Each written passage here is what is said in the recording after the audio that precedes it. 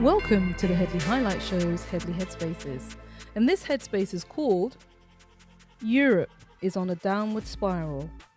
So before I jump into my headspace, which is called Europe is on a Downward Spiral, it's nice to be back. I had a break and I didn't do too many headspaces in the last couple of weeks. So I'm dropping one and I hope you enjoy it. Don't forget to subscribe if you like the content, add a comment, like or share, and also please do make a donation at denisehedley.com or on my YouTube channel. Very partial to 3 rings and chips and a piece of Bitcoin. A bit like Mr. Larry Fink of BlackRock, who is now the head of the World Economic Forum. What a comfort, darlings! So this headspace, as I said, is called Europe is on a Downward Spiral. And one of the reasons I wanted to articulate this idea is because there's so many things that are going on that I don't think often come into our purview because, we're watching different things, different news, but we don't always get to connect everything in one little piece. And I think this is a really important section where I've done connect the dots and delivering my thoughts to you. The reason I think that Europe is in a downward spiral because as a political and collective union, it's fracturing. And one of the reasons it's fracturing is because it's being outmaneuvered by its so-called allies, like the United States. So what the US has done, it has secured a long-term deal with Brazil to buy all of its rare earth elements. These are all of the elements that are going to be needed for the next decade, because don't forget, the US tried to ask China, can we buy the rare earth elements so that we can actually build bombs to bomb you maybe 10 years from now? And China said, thank you, but no thank you. So the America is in a race to buy up all of the rare earth minerals, hence the deal they were trying to strike with Ukraine, where they had access to Ukraine's rare earth minerals. But what's happened here is that because the two primary economic powers, which are China and America right now, China has immense buying power and they have been able to squeeze the space for rare earth minerals. So what America is doing, they're playing catch up. And what that has left is the EU in the middle, like Billy No Mates, with nobody to buy rare earth minerals from.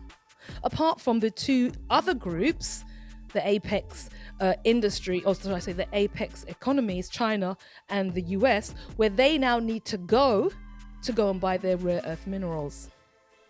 And the reason this position has arisen is because Europe has spent so much time putting particular types of restrictions on its own mining sectors. Let's not forget the green leadership deal that Europe has been leading on has effectively damaged its own manufacturing base, basically. That's what's happened. These environmental standards have effectively left Europe in a very difficult position. They appear to be a client that has money, but nobody is in the position to buy, they're not in a position to buy anything. So if Europe wants to then build an electronic car, some, military systems, they need to rely on China, who, of course, they don't want to trade with because China now is the arch villain because Russia's, that's slidden down the scale slightly, unless, of course, you're robbing out the money from Brussels. We'll come to that later. But they'll have to go to America, who allegedly is a partner, but effectively wants to pull out of some of those transatlantic exercises, namely NATO. The problem with Europe is that Europe is not a collection of countries that are aligned in the way that they were previously. You have fragmentation taking place. So for argument's sake, there's open rebellion in Poland because they're saying, thank you, but we're not taking any more refugees. We have far enough Ukrainians and there's no more space. Poland is now going to face actual penalties for refusing quotas. And these are the type of things that are causing the fragmentation of the European project. The idea of shared responsibility is a little hollow now from a European perspective. Just across the way in Spain, you have seen rapid demographic transformations. And because Spain has an aging population and they need migrants to basically prop up the pension payments, they have seen their communities change. Significantly so. This is very important political fuel if you want to argue that your country is no longer as it was when you were growing up. We know where those politics have gone and are going. Europe is facing an erosion of transatlantic trust. The US recently characterized Europe as being weak and indecisive. And that's a very clear departure from what I would see as the post-war script, Mr. Merz was none too pleased. And those examples demonstrate there is a very much a fracturing of this idea that Europe is united, that they are working collectively together, and they share political ambitions. What you have is Brussels as the ruling capital with other capitals giving agreement, and for those that don't agree, they then face penalties, such as Hungary. Add into this mix a recent bill that's been put forward by the Republicans. Bill HR 6508 by Thomas Massey, congressman, has asked that the US withdraw from NATO and has articulated NATO as a Cold War relic. Anyone that knows anything about NATO will know that it was set up because it was there to counter the Soviet Union. The Soviet Union has been gone for 30 years, so what is NATO doing there? As a counter to something that was no longer a threat 30 summers prior? Good question, I think. If the bill goes forward, a US exit from NATO will see the crumbling of the European Union in its wake, which Mr. Elon Musk was calling for as he faced a number of sanctions this week. I think it is £130 million in sanctions because he has not dealt with, what's the word I'm looking for, security issues in a particular way. This is the same Europe that removed RT when we had the defense and the special military operation by Mr. Putin and his government. Yeah, they're talking about censorship. This whole thing is censorship. So back to the point I was making previously, if America does withdraw from NATO, that's the end of the European Union.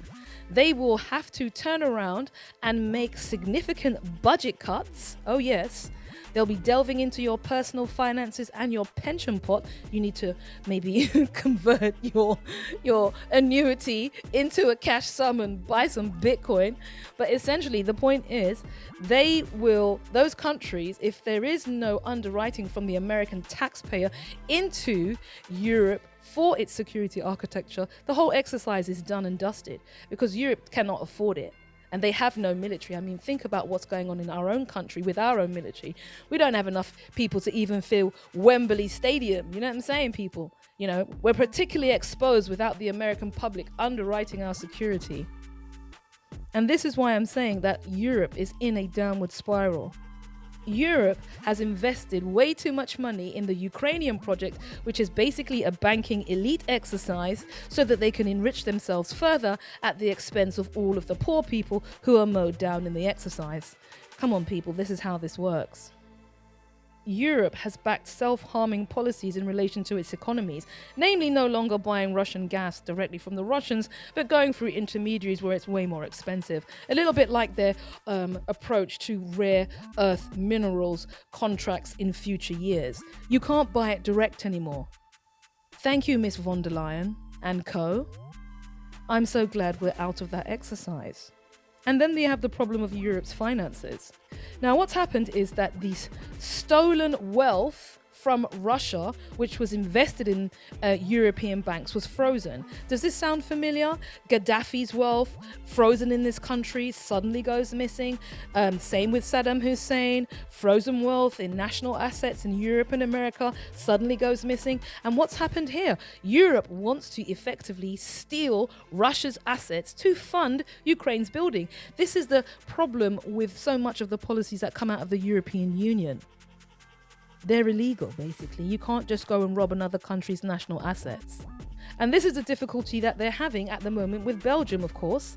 Belgium is saying that they will not be responsible for any retaliation that happens if Europe decides to go ahead and take those Russian assets for the Ukraine. And let's be serious, people. Everybody knows now that the Ukraine is a grift. There's so many kickbacks, it's ridiculous. The transference of public money into private hands is a very significant issue. And that's basically what's happening. You know, the amount of money the Ukraine's had has been ridiculous. But Europe, not just in our country, but Europe has invested in it so heavily.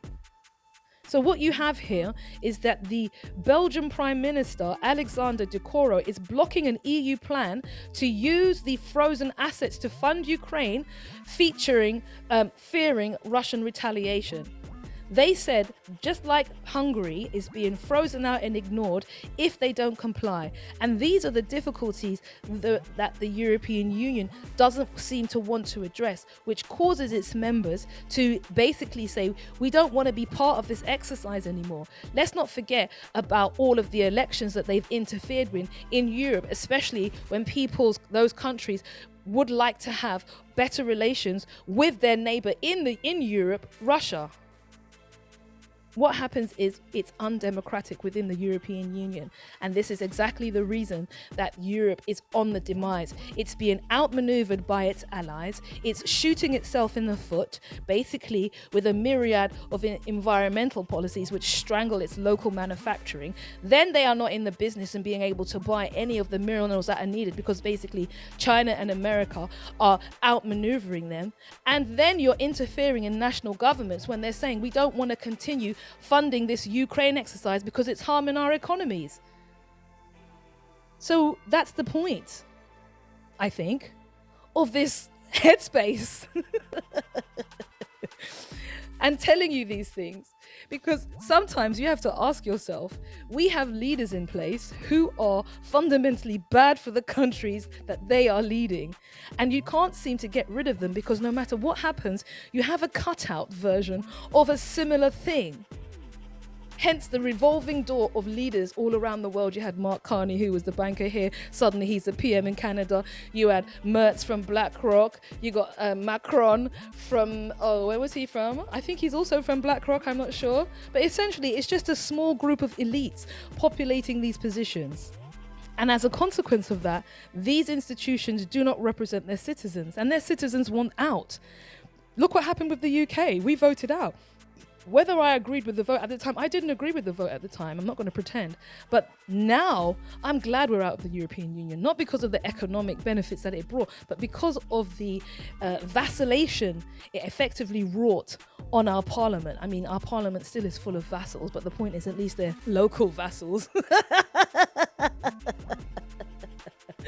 Oh, well. Anyway, look, I'm going to draw this to a close. Jump up in the comments, give me your thoughts, give me your ideas, and tell me what you think about whether or not Europe is on the decline. Thank you for your listening ear. And Qatar, down in front! Down in front! Thank you. Don't forget, make a donation.